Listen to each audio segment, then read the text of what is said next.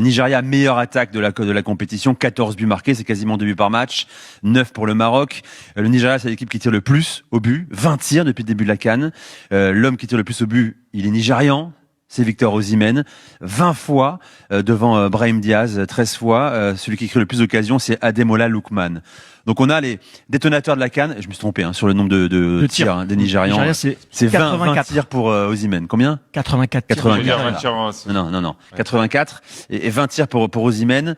On a les détonateurs qui sont nigérians clairement dans cette compétition. En plus, tu l'as dit, Julien, il y a une répartition des buts également et des passeurs décisifs, ce qui raconte la richesse de cet effectif aussi, les solutions sur le banc, la profondeur également.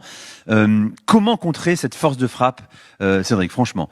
Est-ce qu'il y a une solution? Est-ce que le Maroc est armé pour le faire? Il y avait un doute sur Massina depuis le début de la compétition. Il s'est, on va dire, un petit peu affirmé. Est-ce qu'ils sont armés avec deux éléments très offensifs sur les côtés également, quoi? Déjà, on a Lookman qui dézone un petit peu, qui est capable de venir en 9,5 dans le mouvement. C'est un joueur hyper complet. Le problème, c'est que j'ai vu des actions, notamment avec l'Algérie, où Osimhen joue des 1 contre 1. Mais je veux dire, sur la puissance, sur la vitesse, c'est pas possible. Parce qu'il vous fait tomber et derrière, il crée des décalages. Donc en fait, c'est là où tactiquement, il faut soit qu'on ait un latéral qui soit vraiment très proche.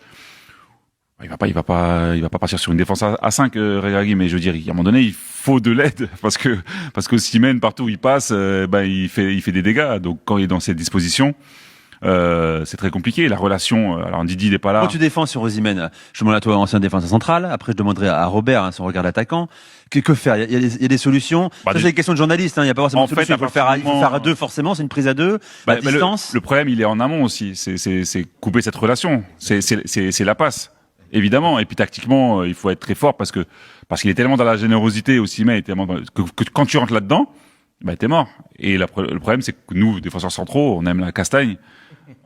On se croit costaud toute la semaine à l'entraînement, mais après, quand il y a un gars comme ça qui arrive le samedi, il vous dit mince, finalement, il faudrait que je me renforce un petit peu musculairement. Non, mais